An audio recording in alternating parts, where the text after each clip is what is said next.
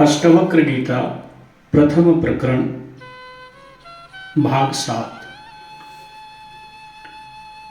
अष्टवक्र जी राजा जनक को बंधन का कारण बताते हुए कहते हैं, देह विमान पासेन चिरम बद्धो वसी पुत्रक बोधो अहं ज्ञान खड्गेन तत् निष्कृत्य सुखी भव।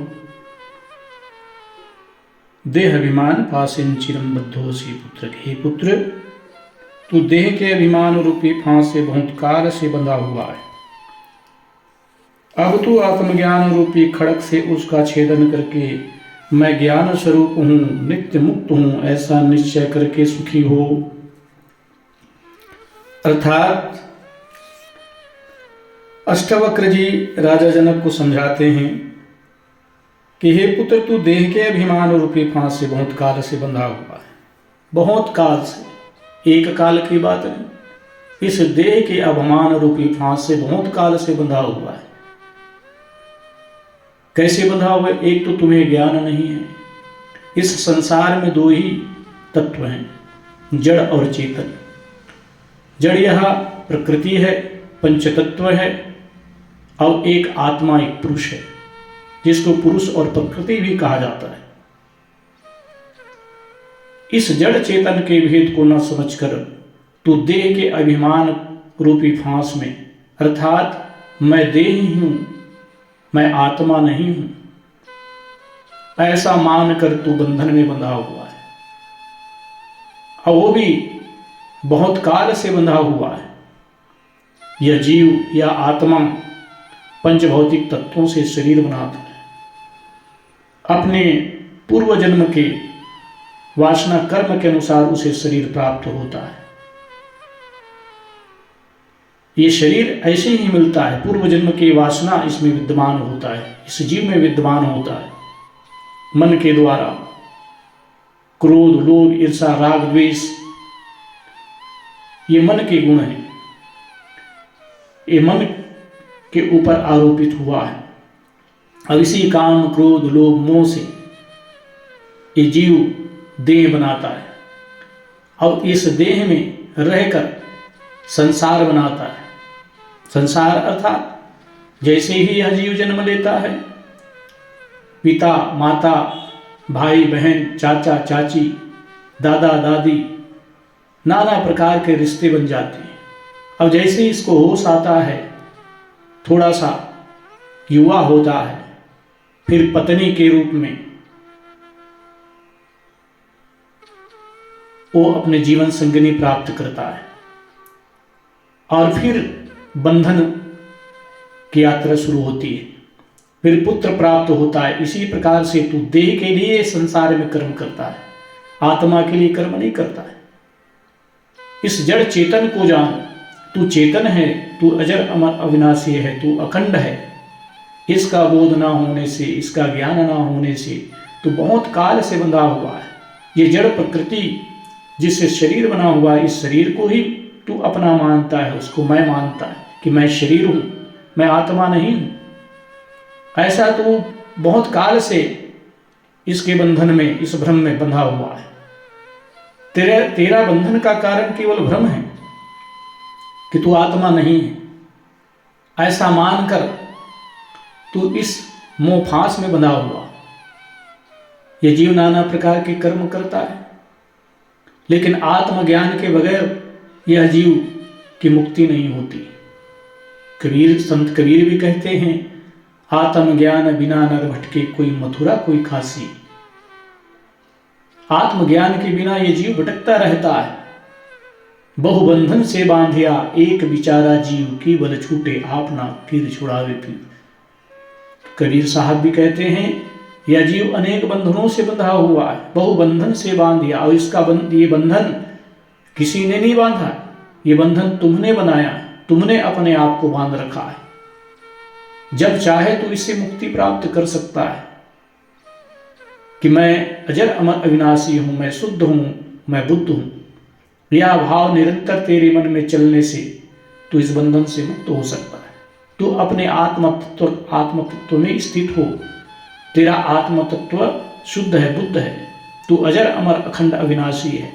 परंतु तू इस सत्य को ना समझकर अपने मोह ममता रूपी देह भाव के अहंकार में बंधा हुआ है। इसलिए हे राजा जनक, तू अपनी मुक्ति के लिए ज्ञान रूपी खड़ग लेकर इस भ्रम रूपी बंधन को काट दे।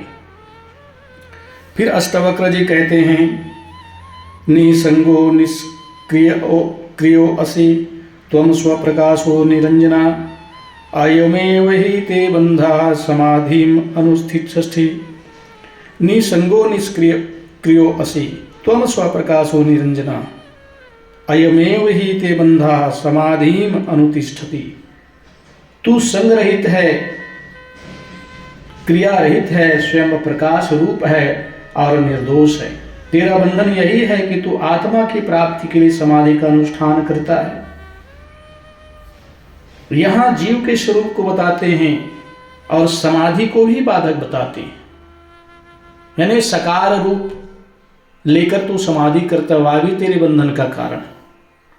हे राजा जनक, तू असंग रहित है, तू संग रहित है, तुममें किसी प्रकार से कोई आवरण नहीं है। अष्टवक्र जी आत्मज्ञान हेतु समाधि के अनुष्ठान को भी बंधन बताते हुए राजा जनक को कहते हैं कि तू आत्मा ही है, शरीर मन आदि नहीं है। तू पंच तत्वों का पुतला नहीं है। आत्मा को तुझे उपलब्ध करना भी नहीं है, वह उपलब्ध ही है।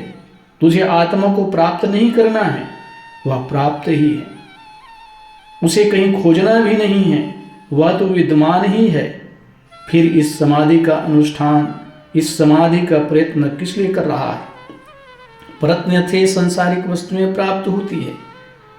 अष्टावक्र जी कहते हैं कि कोई भी क्रिया या भावना तुझे मुक्त नहीं कर सकती, क्योंकि तू उसी से बंध जाएगा।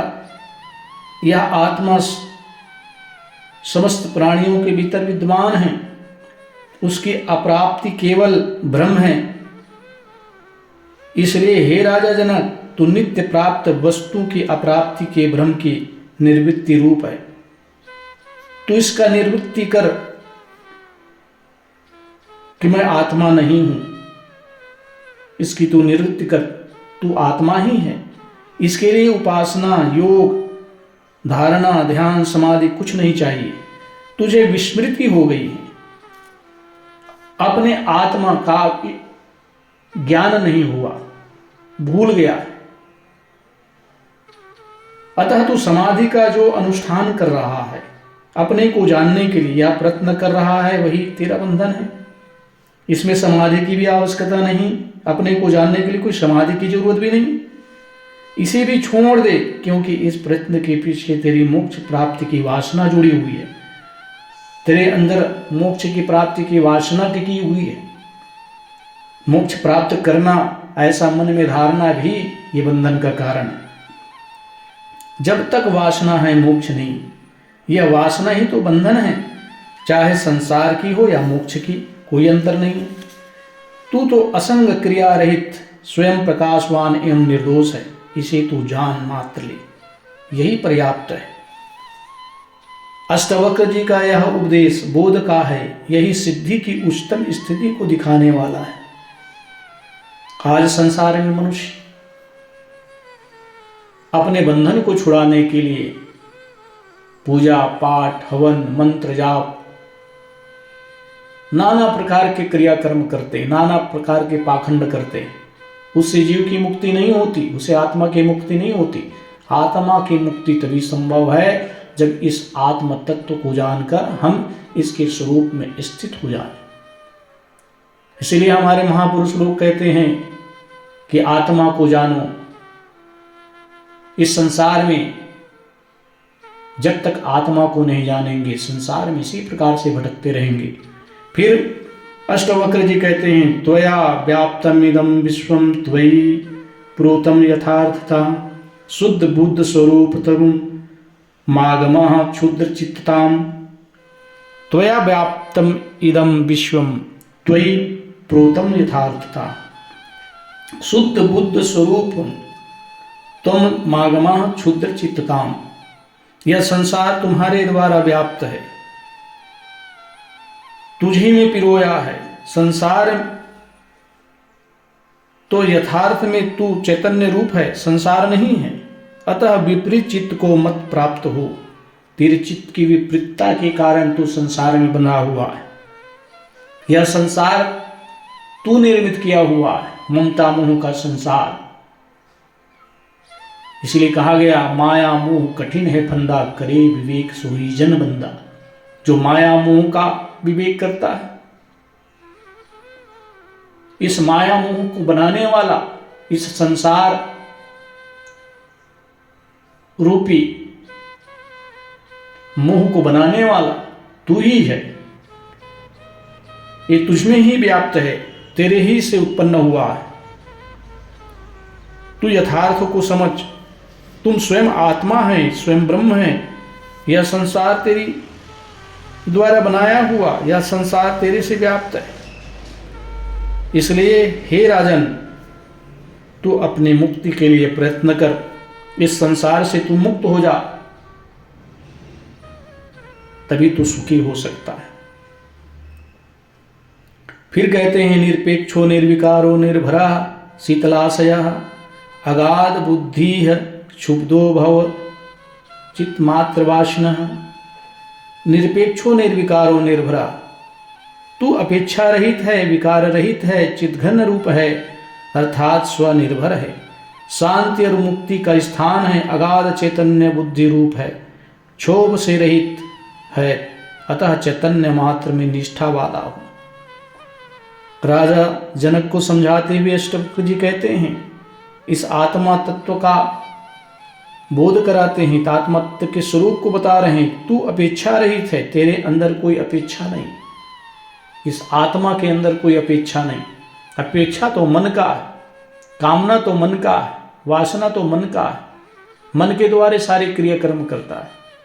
लेकिन आत्मा तो शांत है, विकार रहित, चित्घन रूप है। किसी प्रकार से आत्मा में विकार नहीं है, न क्रोध है, न लोभ है, न ईर्षा है, न राग द्वेष है, कुछ भी नहीं है। ये विकार रहित है। तू इसको समझ, चित्घन रूप है, तू अखंड ज्ञान वाला है, स्वनिर्भर है, तू स्वयं आत्मबल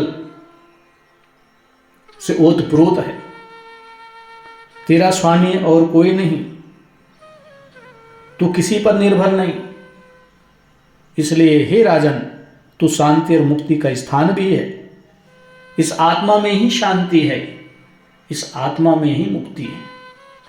अगाध चैतन्य बुद्धि रूप है, इस चैतन्य में अगाध बुद्धि है, क्षोभ से रहित है।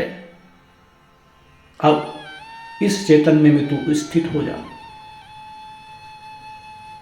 अष्टवक्र जी राजा जनक को आत्मा का स्वरूप बताते हुए उसे समस्त बंधनों से मुक्ति का एक कारण बताते हैं। समस्त बंधनों से मुक्ति का कारण है कि मैं चैतन्य हूं,